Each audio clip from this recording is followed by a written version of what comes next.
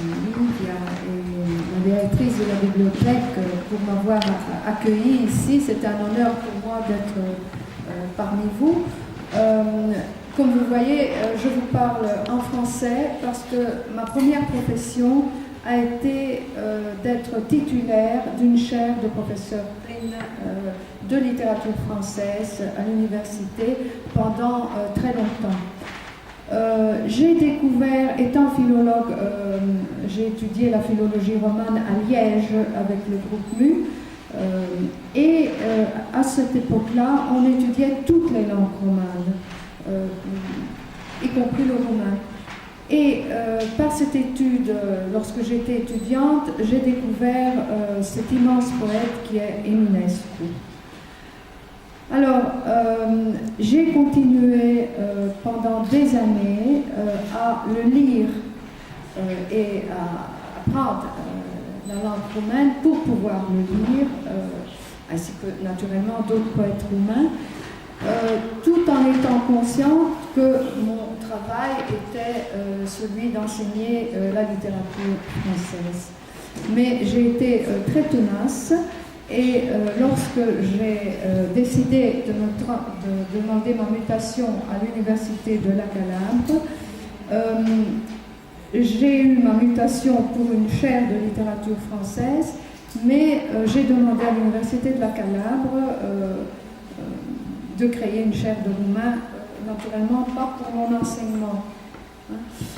Et la Calabre, l'université de la Calabre a décidé de créer ex nihilo une chaire de langue et littérature humaine il y a environ 8 ou 9 ans.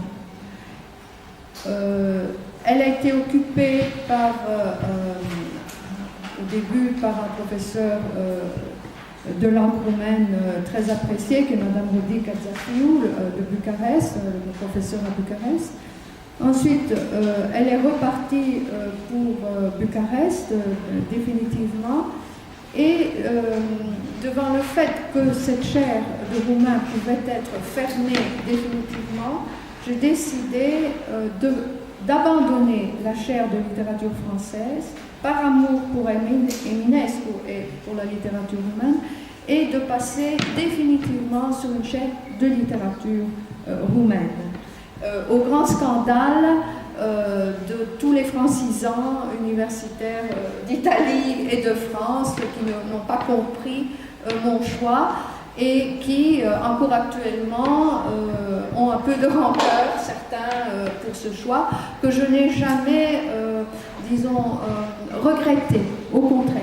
Hein. C'est pour moi une grande joie d'être maintenant complètement à la disposition des études sur la littérature roumaine et surtout sur Eminescu. Alors, deux mots sur le livre que j'ai publié d'abord en français aux presses universitaires de l'université de Dijon, et ensuite pour la maison d'édition Timpul dans la traduction tout à fait remarquable de Roxana Patrache. Merci. Oui, et ce sera un plaisir pour moi de donner ce livre pour la bibliothèque. Et un simple mot, en pensant à Eminescu et aussi à toutes mes études, j'ai dû faire aussi des livres de français, de littérature française. Je pense par exemple à Rimbaud qui, dans la lettre du voyant de 1871, parle de Baudelaire. Et il dit Baudelaire, c'est le premier des voyants, c'est un vrai Dieu. Mais à la même époque, dans un autre pays, c'est-à-dire en Roumanie, il y avait aussi un poète qui était voyant, qui était un vrai Dieu pour la poésie, et c'est Eminescu, qui est un immense, c'est pas Eminescu, ce que j'ai voulu montrer dans mon livre, n'est pas seulement un grand poète national, mais c'est aussi un immense poète européen.